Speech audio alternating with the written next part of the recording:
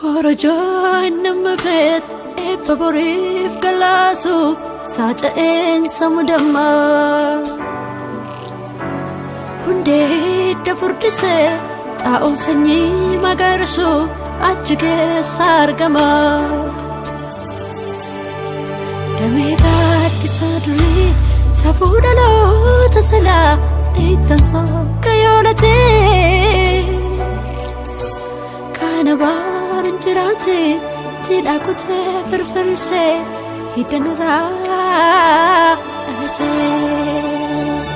karaa milkii ganamaa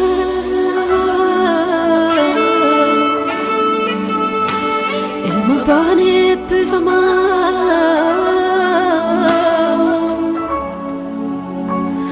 akka keessan galeessaa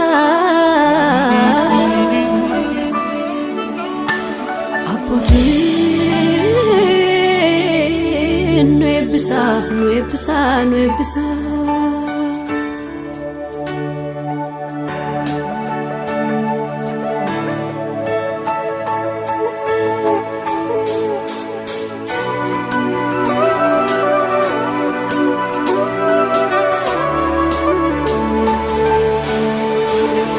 Abba fada ulfesun sidawa kayo dabe buberna sembukesu Orela fakabata topenta benankaku komon sanyie pisu Eba fe barka kabu amara menratu gumbinjala lasani Bisatin janna garajibun kabani gammachu dalasani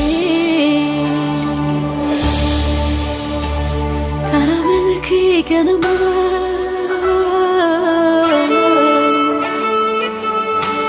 ilma bani bifama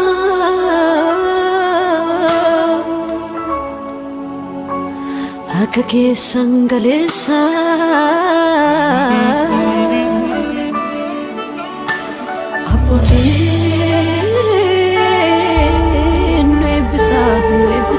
Nuebisa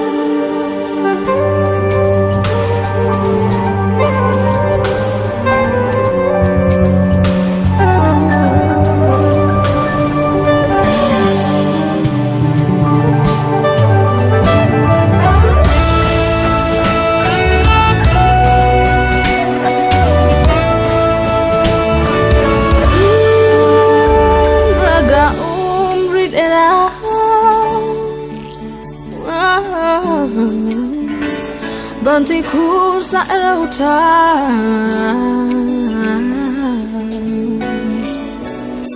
Jinfu ite ribulchu Ayana bereba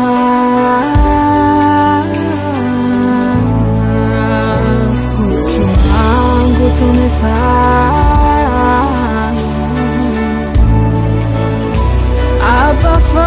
Abafada cantolchu Bajiku fa porque sei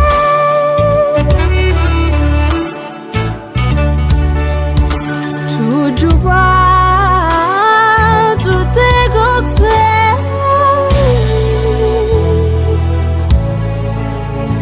Abarsa Jesus senadi gumadae gungumi lafakenya waqayo kanfaisu gufana tabolu kurnandongo karama abombi jallachuni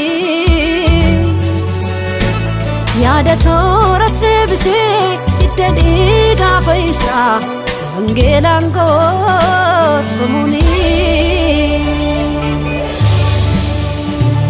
humna quufee ol kaasee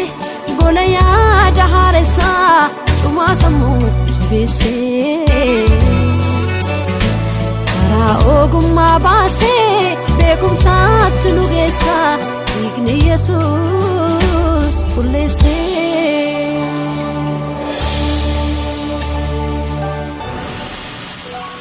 Gara milkii ganamaa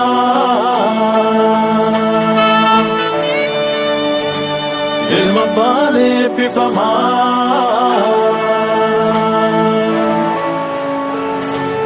akka keessan kaleessaa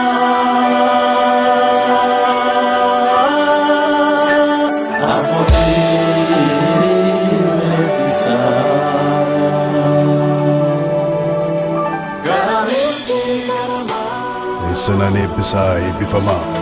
kan eebbisee haa eebbifamu kan dhalatee haa guddatu hundeen abaarsaa haa gogu tabbaaf dachaan haa margu fuutanii heerumtanii milkaa'aa qottanii facaaftanii milkaa'aa hojjettanii daldaltanii milkaa'aa barattanii barsiiftanii milkaa'aa dhaqxanii galtanii milkaa'aa horaa baay'adhaa eebbifamaa.